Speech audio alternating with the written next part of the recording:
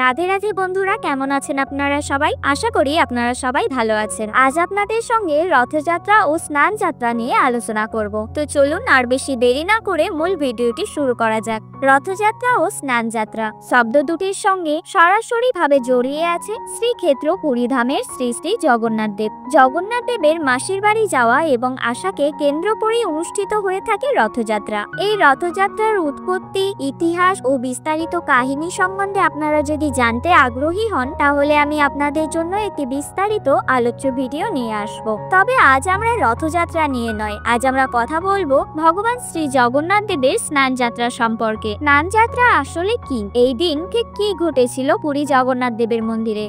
কবে, কখন, কোথায় ও কিভাবে শুরু হয়েছিল এই জগন্নাথ দেবের স্নান যাত্রা? কি ফল লাভের উদ্দেশ্যে লক্ষ লক্ষ ভক্তগণ পুরীধামে সমবেত হন এই স্নান যাত্রা দর্শন করার জন্য? কেনই বা স্নান যাত্রার পরের 15 দিন জগন্নাথ দেবের দর্শন পাওয়া যায় না? আর প্রথম কমেন্টেই দেওয়া রইল এই বছরের স্নান যাত্রার দিন ও তারিখ। আশা করি এই মহাপুণ্যদায়ক স্নান যাত্রার মাহাত্ম্য সকলেই মনোযোগ সহকারে শ্রবণ করবেন এবং কমেন্ট বক্সে অবশ্যই জয় জগন্নাথ লিখে কমেন্ট করবেন। জ্যৈষ্ঠ মাসের প্রখর খরতাপে পৃথিবীতে যখন ত্রাহি ত্রাহি অবস্থা, তখন দেবতাদেরও বুঝি ইচ্ছে হয়েছিল স্নানটা সেরে নেওয়ার জন্য। আর প্রভু জগন্নাথ দেবের সেই স্নান যাত্রার তিথিটিই হচ্ছে জ্যৈষ্ঠ পূর্ণিমা বা দেবস্নান পূর্ণিমা। মহান সৃষ্টিকর্তা অথবা জগতের পরিপালকের এই স্নান যাত্রাকে কেন্দ্র করে ঝলমলে সজ্জায় সেজে ওঠে সমগ্র পুরীধামে। নানান রকমের বর্ণিল আয়োজন আর রীতি রেওয়াজের মধ্য দিয়েই পালিত হয় জগন্নাথ দেবের স্নান যাত্রা। তবে স্নান যাত্রার আয়োজন ও ইতিহাসকে জানার আগে চলুন জেনে নেওয়া যাক স্নান যাত্রাকে নিয়ে কি বলেছে পুরাণ। স্কন্দ পুরাণে পুরুষোত্তম ক্ষেত্র মাহাত্ম্যে বর্ণনা করা হয়েছে, জ্যৈষ্ঠ পূর্ণিমায় শ্রীহরির স্নান যাত্রা দর্শনের মাধ্যমেই অনায়াসে জীবন মুক্তি লাভ করতে পারে। এমনকি কেউ যদি ভক্তি সহকারে একবারও এই স্নান যাত্রা মহোৎসব দর্শন করতে পারে, তবে তার সংসার বন্ধন থেকে মুক্তি ঘটে, তাকে আর কোনো প্রকারের শোক করতে হয় না। জৈমিনী ঋষি স্নান যাত্রার মাহাত্ম্য বর্ণনা করতে গিয়ে বলেছেন, ভগবান পুরুষোত্তমের স্নান যাত্রা দর্শন করলে সমস্ত তীর্থ সমূহে স্নান করার থেকেও শতগুণ অধিক ফল প্রাপ্ত হয়ে যায় এবং এতে কোনো সংশয় নেই। স্কন্দ পুরাণে জৈমিনী ঋষি আরো বলেছেন, যদি কেউ আন্তরিকতার সাথে স্নানকালে ভগবানকে নিরীক্ষণ করে, তবে তাকে আর মাতৃগর্ভে বাস করতে হয় না। উৎসুকতাপূর্ণ হৃদয়ে স্নান যাত্রা দর্শন করলে জীব জগৎ ভবসাগর থেকে উদ্ধার লাভ করতে পারে। পরম আনন্দের সহিত স্নান যাত্রা দর্শন করলে মানুষ আজন্ম যা পাপ করেছে তা বিনষ্ট হয়ে যায়। এবার আসুন জেনে নেওয়া যাক স্নান যাত্রা কি। জ্যৈষ্ঠ পূর্ণিমার মহেন্দ্রক্ষণে জগন্নাথ দেবকে স্নান করানোর যে আয়োজন, সেটিই হচ্ছে স্নান যাত্রা। স্কন্দ পুরাণ অনুসারে রাজা ইন্দ্রদুম্ন যখন প্রভু জগন্নাথ দেবের কাঠের বিগ্রহ প্রতিষ্ঠা করেন, তখন থেকেই শুরু হয় এই স্নান যাত্রা উৎসব। অর্থাৎ এই দিনটিকে জগন্নাথ দেবের আবির্ভাব তিথি বা জন্মদিন হিসেবেও পালন করা হয়ে থাকে সমগ্র পুরীধামে। এই কারণেই দেবস্নান পূর্ণিমার পূর্ণতিথি এবং স্নান যাত্রা উৎসব প্রভু জগন্নাথ দেবের সকল ভক্ত তথা বৈষ্ণবদের জন্য একটি অত্যন্ত শুভ দিন। জনশ্রুতি রয়েছে, এদিন জগন্নাথ দেবের দর্শন করলে গত জন্ম ও এই জন্মের সকল পাপ বিনাশ করেন স্বয়ং ভগবান শ্রীকৃষ্ণ।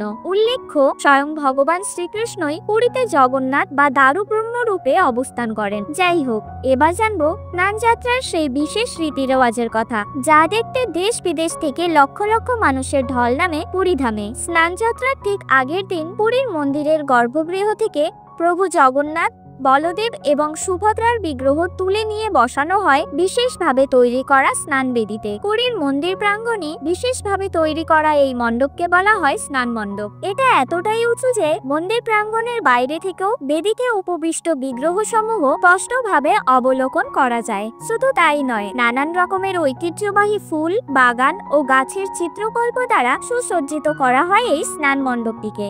এরপরে আসে স্নান যাত্রার দিন। এদিন মন্দিরের দেবতা বিগ্রহদের স্নান করানোর জন্য জল সংগ্রহ করেন পুরোহিতগণ। আপনারা জেনে অবাক হবেন, শুধুমাত্র জগন্নাথ দেবকে স্নান করানোর জন্যই পুরীতে রয়েছে সোনাকুয়া নামের এক বিশেষ ধরনের কুয়া। শোনা যায় এই কুয়োতে নাকি কখনো সূর্যের আলো পড়েনি। যাই হোক, এই কুয়া থেকে স্নান যাত্রার জল আনেন পুরোহিত এবং সেবকগণ। জল আনার সময় পুরোহিত ও সেবকগণ তাদের মুখ কাপড় দিয়ে এমন ভাবে ঢেকে রাখেন যে যাতে তাদের মুখস্মৃত কোনো কিছু দ্বারা, এমনকি তাদের নিঃশ্বাস দ্বারাও যেন জগন্নাথ জগন্নাথ দেবের পবিত্র স্নানের জল দূষিত না হয়। এই জল একে একে এনে রাখা হয় 108টি সোনার ঘড়ায়। জনশ্রুতি রয়েছে এই জলে নাকি মিশ্রিত হয় নানান রকমের সুগন্ধি ও বিভিন্ন ভেষজ ঔষধি উপাদান। তাছাড়া মন্ত্রোচ্চারণের মাধ্যমেও শুদ্ধিকরণ করা হয় ভগবানের স্নানের এই জল। অন্যদিকে স্নানযাত্রাকে কেন্দ্র করে সমান তালে এগিয়ে চলে বিগ্রহের সাজসজ্জা। জগন্নাথ, বলদেব ও সুভদ্রা দেবীকে আবৃত করা হয় নরম সিল্কের কাপড় দ্বারা এবং লাল এক ধরনের পাউডার দিয়ে অতি যত্নে দেওয়া হয় প্রলেপ। ফুলে ফুলে ভরে ওঠে বিগ্রহের চারপাশ, আর থাকে সুগন্ধি ধূপধুনো। এরপর শুরু হয় মূল স্নান পর্ব। বৈদিক মন্ত্র উচ্চারণ, কীর্তন এবং শঙ্খধ্বনিতে আধ্যাত্মিক এক পরিবেশ সূচনা হয় পুরীর মন্দির প্রাঙ্গণে। আর সেই স্বর্গীয় পরিবেশের তালে তালে চলে প্রভু জগন্নাথ দেবের জল অভিষেক। ক্রমে ক্রমে 108 ঘড়া জলে স্নান কার্য সম্পন্ন হয় জগন্নাথ দেবের। স্নানযাত্রার দিন সন্ধ্যাবেলা স্নান পর্বের সমাপ্তির পর প্রভু জগন্নাথ দেব ও বলভদ্রকে গণেশের রূপে সাজানোর জন্য হস্তিমুখ বিশিষ্ট মস্তকাবরণী পরানো হয়। জগন্নাথের এই রূপটিকে বলা হয় গজবেশ। এর পাশাপাশি সুভদ্রা দেবী ধারণ করেন পদ্মবেশ। কিন্তু জানেন কি, কেন প্রভু জগন্নাথ দেব এই গজবেশ ধারণ করেন? জনশ্রুতি বলছে, একবার কর্ণাটকের কানিয়ারি গ্রামের গণপতি ভট্ট নামক একজন ব্রাহ্মণ নীলাচলে স্নানযাত্রার উৎসবে উপস্থিত হয়েছিলেন। কিন্তু তিনি গণপত্য বা গণেশের উপাসক ছিলেন বিধায় শ্রী জগন্নাথ দেবের মন্দির পরিদর্শনে আগ্রহী ছিলেন না। কিন্তু রাজা ইন্দ্রদুম্ন তখন তাকে বোঝালেন শ্রী জগন্নাথ দেব সকল দেবদেবীর স্বরূপে বিরাজিত, আর গণেশ তারই এক রূপভেদ মাত্র। রাজার নানান রকমের যুক্তিতে অবশেষে সেই ব্রাহ্মণ মন্দির পরিদর্শনে গেলেন। সেই দিনটি ছিল স্নান যাত্রার দিন। ব্রাহ্মণ গণপতি ভট্ট বিগ্রহগণের সামনে দাঁড়িয়ে বললেন, হে দারু ব্রহ্ম, আপনি যদি সকল দেবদেবীর রূপে বিরাজিত হন, তাহলে অনুগ্রহ করে আমাকে আমার আরাধ্য দেব শ্রী গণেশের রূপ প্রদর্শন করুন।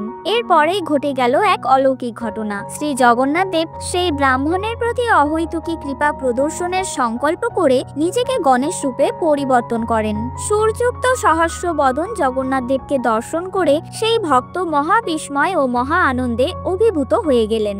আর সেই থেকেই স্নান যাত্রার পর নিয়মিত রূপে শ্রী জগন্নাথ দেব ও বলদেবের স্নান বেদিতে গণেশ বেশ এবং সুভদ্রা দেবীর পদ্মবেশ হয়ে থাকে। তাই বলা হয় জগন্নাথ মহাপ্রভু পঞ্চদেবতার স্বরূপেই প্রকাশিত হন।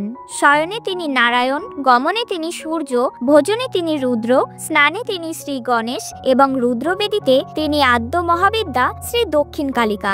যাই হোক, স্নান যাত্রার শেষে প্রথাগত বিশ্বাস অনুসারে ভগবান জগন্নাথ দেব প্রতীকী অসুস্থ হয়ে পড়েন, অর্থাৎ 108 ঘড়া জলে স্নান করে জ্বরে আক্রান্ত হন তিনি। আর তাই এই সময়ে তাকে রাখা হয় রাজবৈদ্যের চিকিৎসাধীনে এবং গোপন একটি সুরক্ষিত কক্ষে। প্রভু জগন্নাথ দেবের এই অসুস্থতার পর্যায়টি অনাসর নামে পরিচিত ভক্তদের কাছে। এই সময়ে কোনো ভক্তই জগন্নাথ দেবের দর্শন পান না। তাদের দর্শনের জন্য বিগ্রহের পরিবর্তে মূল মন্দিরে রাখা হয় 3টি পটচিত্র। কথিত আছে, রাজবৈদ্যের আয়ুর্বেদিক পাচন খেয়ে এক পক্ষ কাল তথা 15 দিনের মধ্যে সুস্থ হয়ে ওঠেন প্রভু জগন্নাথ দেব। তারপর 16তম দিনে দাদা বলদেব ও বোন সুভদ্রাকে নিয়ে রথে চেপে চলে যান মাসির বাড়ি তথা গুন্ডিচার মন্দিরে। আর এই মাসির বাড়ি যাওয়াকেই বলা হয় রথযাত্রা। জেনে রাখা ভালো, 108 ঘড়া জলে স্নান করার ফলে জগন্নাথ বিগ্রহ বিবর্ণ হয়ে পড়ে। তাই এই 15 দিন প্রভু জগন্নাথ দেবকে আগের নবসাজে ফিরিয়ে আনা হয় এবং 16তম দিনে জগন্নাথ দেবকে আবারও সবার দর্শনের জন্য উন্মুক্ত করা হয়। এবার হয়তো অনেকের মনে প্রশ্ন হতেই পারে যে প্রভু জগন্নাথ দেব যে কিনা সৃষ্টিকর্তা, তিনি কিভাবেই জ্বরে আক্রান্ত হতে পারেন? আসলে প্রভু জগন্নাথের অনাসর সময়টি মূলত তার একটি লীলা। বলা হয় এই সময় তিনি সবার অগোচর থেকে প্রত্যেকের হৃদয়ে ভগবানের প্রতি প্রেমকে তিনি আরো সমৃদ্ধ করেন বিরহের দ্বারা এবং ভক্ত ও ভগবানের বিরহ পরবর্তী মিলনের জন্য নবশৃঙ্গারে সুসজ্জিত হন প্রভু জগন্নাথ দেব। তো বন্ধুরা, এই ছিল আজকের ভিডিওটি যদি আপনাদের ভালো লেগে থাকে তাহলে লাইক করে সাপোর্ট করবেন। দেখা হবে পরবর্তী কোনো ভিডিওতে।